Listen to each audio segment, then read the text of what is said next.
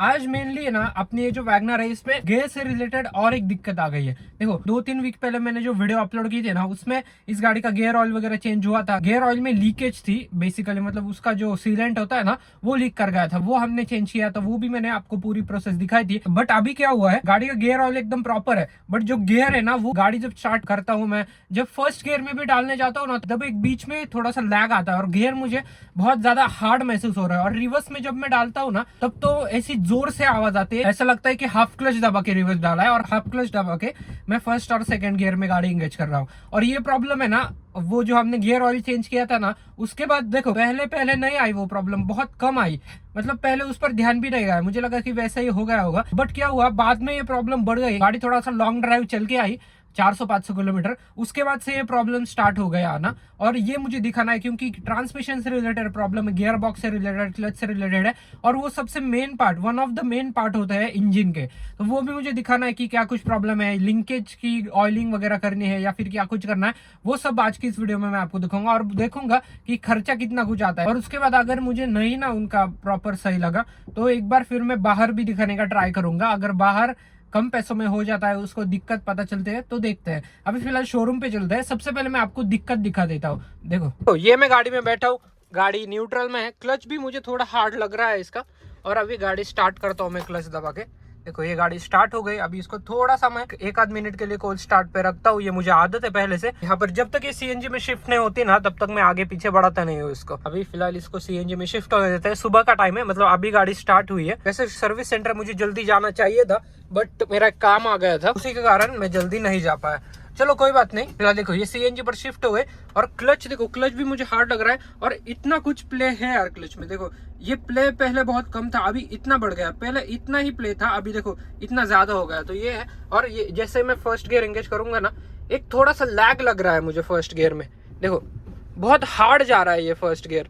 मैं क्लच कितना भी जोर से दबाऊं ना मुझे बहुत हार्ड लग रहा है। और देखो मैं फर्स्ट गियर में गाड़ी हमेशा पहले आगे बढ़ाता हूं मैं, इसका मतलब मैकेनिकली कोई ये नहीं है, आप सीधा पीछे भी लेके जा सकते हो। और देखो क्लच मैंने पूरा यहाँ पर दबाए रखा है और तभी भी रिवर्स में एंगेज देखो बहुत हार्ड जाता है मुझे रिवर्स एंगेज करने में। और कभी कभी बहुत ज्यादा आवाज आती है जब हम गाड़ी रिवर्स में एंगेज करते हैं। तो अभी तो फिलहाल वो आवाज नहीं आई, क्या मालूम क्यों। और हाँ, गाड़ी एक अलग ही बिहेव कर रही है। मतलब कभी कभी ऐसा लगता है कि क्लच बहुत हार्ड हो गया है जब गाड़ी लॉन्ग टूर वगैरह पे चल के आती है, और कभी कभी ऐसा लगता है कि बहुत ज्यादा सॉफ्ट हो गया गियर। तो ये एक है। और देखो यहाँ पर मैंने गाड़ी पूरी रुकाई और मैं जब रिवर्स में एंगेज करता हूँ ना मुझे जरा हार्ड जाती है यार, तो ये प्रॉब्लम आ रही है मुझे। और थर्ड फोर्थ गियर पे भी गियर जब मैं ट्रांसमिशन शिफ्ट करता हूँ ना, गियर शिफ्टिंग, तब एक अलग सी गिर गिर आवाज बन के आती है। अभी वो भी मुझे दिखानी है क्योंकि ये प्रॉब्लम मेजर भी हो सकती है आगे जाके अगर मैंने इस पर टाइम पे ध्यान नहीं दिया तो। अभी चलते हैं फिलहाल सर्विस सेंटर पर, मेरे नजदीक ही है सर्विस सेंटर। फिर हम देखते हैं कि क्या कुछ प्रॉब्लम आई है गाड़ी में। जब गाड़ी चलती है ना तब मुझे बहुत ज्यादा महसूस होता है कि गाड़ी के देखो थर्ड में जब शिफ्ट करता हूँ ना एक अलग ही ऐसा लैग बन के आता है यार।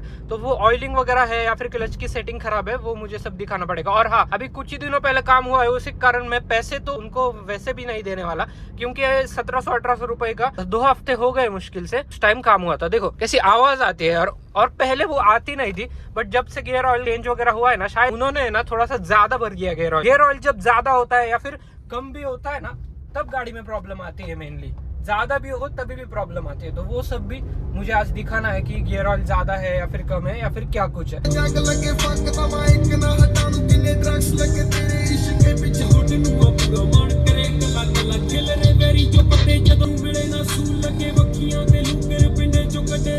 गाइस यहाँ पर फिलहाल हम सर्विस सेंटर पहुंच गए हैं, बस मुझे रोड क्रॉस करने दो। ये कुछ है या बंद है क्या? नहीं नहीं, कोई दिख तो नहीं रहा है यहाँ पर।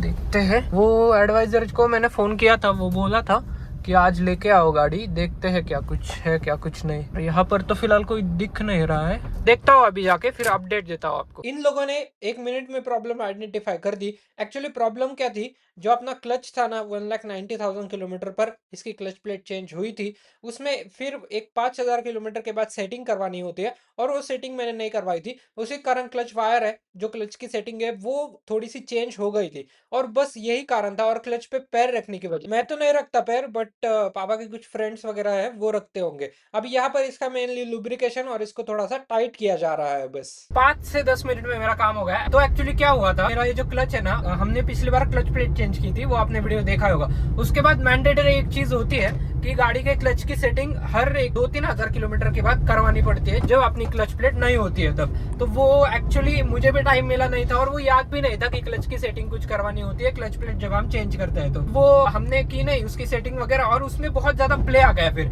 एक्चुअली वो प्ले भी क्यों आता है, क्लच वायर अपनी नहीं होती है, वो जब गाड़ी रेगुलर चलती है आपकी बहुत ज्यादा, तो वो जब हम क्लच पे पैर वगैरह रखते हैं तो प्ले आ ही जाता है, उसका कोई टेंशन नहीं। और प्ले आने के बाद एक्चुअली क्या होता है, अपना जो क्लच है ना वो अंदर पूरा दबता नहीं है, क्योंकि बाहर के साइड उसको बहुत ज्यादा प्ले है, तो वो अंदर कैसे जाएगा। तो इसी के कारण मेरा क्लच पूरा दबता नहीं था और ट्रांसमिशन में फिर गियर प्रॉपर से एंगेज होते नहीं थे। और ये अगर बार बार हुआ तो आपका सबसे पहले ट्रांसमिशन जाएगा और फिर आपका गियर बॉक्स जाएगा। तो ये जरूर याद रखना कि जब आप गाड़ी की क्लच प्लेट चेंज करते हो, एक 4-5 हजार किलोमीटर के बाद वापस से सर्विस सेंटर जाना और उसके जो सेटिंग है ना वो करवा के लेना, क्योंकि वो बहुत ज्यादा जरूरी है, वरना आपका मेरे जैसा हाल हो जाएगा। ट्रांसमिशन से रिलेटेड काम था, मतलब काम इन द सेंस वो क्लच की सेटिंग थी वो करवाई। बस मुझे लगा था कि ट्रांसमिशन है, कुछ ज्यादा खर्चा आया तो वही, बट कुछ नहीं यार, उन्होंने फ्री ऑफ कॉस्ट करके दे दिया, क्योंकि लुब्रिकेशन करना था और वो स्प्रे से उन्हें लुब्रिकेट किया, एकदम प्रॉपर क्लच की सेटिंग वगैरह करके दिया अच्छे से, और मेरा क्लच एकदम प्रॉपर हो गया अभी। तो यही मैं आपको लास्ट में बताता हूँ कि देखो, जब क्लच प्लेट चेंज करो 5-6 हजार किलोमीटर के बाद एक बार उसकी सेटिंग भी कर लो। और मारुति के पार्ट है, और मारुति है यार, मुझे विश्वास है इसको कुछ लंबे समय तक होने नहीं वाला, नजर ना लगे इसको किसकी, बस इसको लंबे समय तक कुछ होने नहीं वाला। और ये एकमात्र ऐसी गाड़ी है जो कभी भी रोड पर हमें धोखा नहीं देगी। मतलब बंद तो ये एक बार बस हमने क्लच प्लेट चेंज करने में बहुत देर की थी, 1,20,000 किलोमीटर वो चली थी क्लच प्लेट, और उसने फिर बंद भी नहीं हुई, उसने बस आवाज देना स्टार्ट कर दिया, ये है बस। बाकी इनके ट्रांसमिशन को, इनके क्लच को कभी भी लॉन्ग टर्म तक कोई प्रॉब्लम आती नहीं है, और अगर प्रॉब्लम आई तो फिर वो आपके चलाने के ऊपर है कि आप कैसा कुछ चलाते हो, कैसा कुछ नहीं। अगर आप क्लच पे बार बार पैर रखते हो, ये आदत बहुत बुरी है, और ये मैंने बहुत लोगों में देखी है कि लोग जब क्लच पे पैर रखते हैं ना, तब एक्चुअली क्या होता है, उनके गाड़ी में ओवर द टाइम प्ले बन जाता है, और क्लच पर हमेशा लोड रहता है, प्रेशर प्लेट पर लोड रहता है, उसी के कारण अपना क्लच जो है जल्दी खराब हो जाता है। क्लच पर कभी है ना पैर रख के मत गाड़ी चलाओ, अपना नॉर्मल क्लच का काम हो गया, पैर साइड में रख दो। ये आदत मैंने कैब ड्राइवर्स में या फिर नॉर्मल जो गाड़ी चलाता है ना उनमें भी बहुत देखी है, या फिर जो ट्रक ड्राइवर्स होते हैं उनमें भी बहुत देखी है। और एक आदत मैं बता देता हूँ आपको क्लच से रिलेटेड क्या है, कि लोग ऐसे स्पीड ब्रेकर आए ना, सेकंड गियर पर ही गाड़ी रखते हैं और फिर क्लच से गाड़ी ओवरराइड करते हैं, हाफ क्लच पर गाड़ी उठाते हैं। ये भी हमें बिल्कुल भी नहीं करना है। आपको अगर क्लच की लॉन्ग लाइफ चाहिए, देखो मेरा क्लच 1,20,000 किलोमीटर चल गया था, क्योंकि हमने एकदम प्रॉपर तरीके से गाड़ी चलाई थी, क्लच पर कभी लोड नहीं दिया, गियर बॉक्स पर लोड नहीं दिया। तो ये एक है। तो आपको अगर क्लच की लॉन्ग लाइफ चाहिए ना, तो ये छोटी छोटी जो चेंजेस है ना गाड़ी चलाने के हैबिट में करो। कि सबसे पहली बात, क्लच पर पैर बिल्कुल भी मत रखो, हाईवे पर हो तो निकाल ही दो, सिटी में वगैरह चलो चलता है, फर्स्ट सेकंड गियर में गाड़ी रहती है, हमें इंस्टेंट क्लच की जरूरत पड़ती है। बट हाईवे पर आप चल रहे हो, सेकंड थर्ड गियर पर चल रहे हो, बिल्कुल भी जरूरत नहीं है आपको क्लच पर पैर वगैरह रखने की। पैर नॉर्मल मैंने जैसे साइड में रखा है वैसे आप साइड में रख सकते हो, क्योंकि वही सबसे अच्छी आदत है। दूसरी आदत, स्पीड ब्रेकर पर कभी भी ओवर राइड मत करो। स्पीड ब्रेकर आया, नॉर्मल गाड़ी स्लो करो, आपकी अगर स्पीड में उतनी चली जाती है तो चली जाने दो, या फिर अपना पूरी गाड़ी स्लो करके फर्स्ट गियर में गाड़ी एंगेज करो और फिर लेके जाओ। अभी देखो यहाँ पर आके स्पीड ब्रेकर आया, मैंने क्लच दबाया, गाड़ी स्लो कर दी, फर्स्ट गियर में गाड़ी एंगेज की और नॉर्मल स्पीड ब्रेकर मैंने पार कर दिया, ऐसा है। और फिर क्लच दबा के सेकंड गियर में एंगेज करो। ये छोटी छोटी चेंजेस आप करोगे ना, क्लच की लाइफ बहुत ज्यादा बढ़ जाएगी। और एक चीज मैं बता देता हूँ, कभी भी एक गियर में ज्यादातर गाड़ी रख के मत चलाओ। मतलब सेकंड गियर में 40-50, फिर थर्ड गियर में 60, ये फिर ट्रांसमिशन पर लोड डालता है, गियर पर लोड डालता है, और मेनली आपकी माइलेज बहुत ज्यादा कम हो जाएगी। तो आपको नॉर्मली क्या करना है, देखो मैं आपको ये भी बता देता हूँ, फर्स्ट जो गियर है ना मैक्स 10 के स्पीड पर या 20 के स्पीड पर करो, और सेकंड जो गियर है ना 22, 30, 35, मैक्स 40, थर्ड जो गियर है फिर 40, 50, फोर्थ है 60, और फिफ्थ फिर अपना 60, 70, 80 के ऊपर जाने दो। ऐसा करो, ये आप इंप्लीमेंट करोगे ना, फर्स्ट तो आपके गाड़ी की माइलेज बढ़ेगी, और दूसरी बात आपके क्लच, गियर और ट्रांसमिशन वगैरह किसी भी चीज पर लोड नहीं आएगा। तो ये एक सुधार जरूर करना, फिर आपका क्लच बहुत लंबे समय तक चलेगा। ट्रांसमिशन एक ऐसा पार्ट है, ट्रांसमिशन और सस्पेंशन, जब तक उसको कुछ ऐसा फिजिकली डैमेज नहीं होता ना, तब तक वो कभी भी खराब नहीं होते। वो वियर एंड टियर के पार्ट होते ही नहीं है, उसको जब डैमेज होता है तभी वो खराब होता है। ट्रांसमिशन कभी भी खराब नहीं होता। मैंने 4-4, 5-5 लाख किलोमीटर चली हुई भी गाड़ियां देखी है मैनुअल, उनका ट्रांसमिशन आज भी एकदम बढ़िया तरीके से चलता है। तो ये एक है, ट्रांसमिशन कभी खराब नहीं होता, अपने सस्पेंशन कभी खराब नहीं होते, हाउस के बुश वगैरह ओवर द टाइम चले जाते हैं, बट जो मेन स्प्रिंग वगैरह है वो नहीं खराब होती कभी। तो ये 2-3 पार्ट है गाड़ी के जो कि वियर एंड टियर में नहीं आते और वो लॉन्ग टर्म चलते हैं। तो ट्रांसमिशन का टेंशन लेने की आपको कोई जरूरत है नहीं, ट्रांसमिशन एकदम अच्छे तरीके से चलता है आपका, और ट्रांसमिशन एकदम लॉन्ग लाइफ चलता है। और एक देखो मेरी 60 की स्पीड है, मैं 4th गियर पर हूँ। 60 से जैसे आपकी स्पीड ज्यादा चली जाए ना, यहाँ पर एक गियर शिफ्ट इंडिकेटर भी आता है,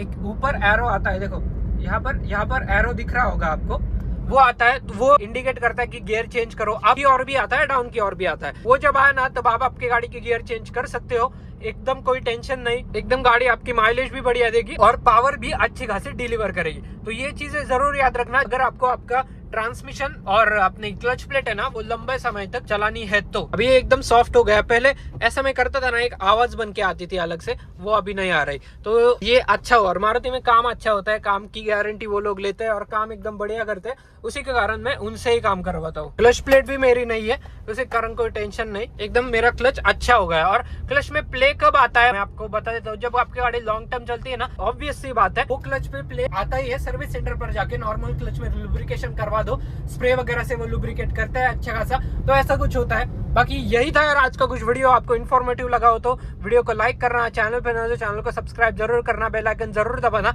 ऐसा और इन्फॉर्मेटिव कंटेंट में फ्यूचर में जरूर लाता रहूंगा, उसी के कारण यू एंड कार्स को सब्सक्राइब जरूर करना। मिलता हूँ आपको ऐसे ही किसी नेक्स्ट वीडियो में, तब तक के लिए देखते रहिए यू एंड कार्स।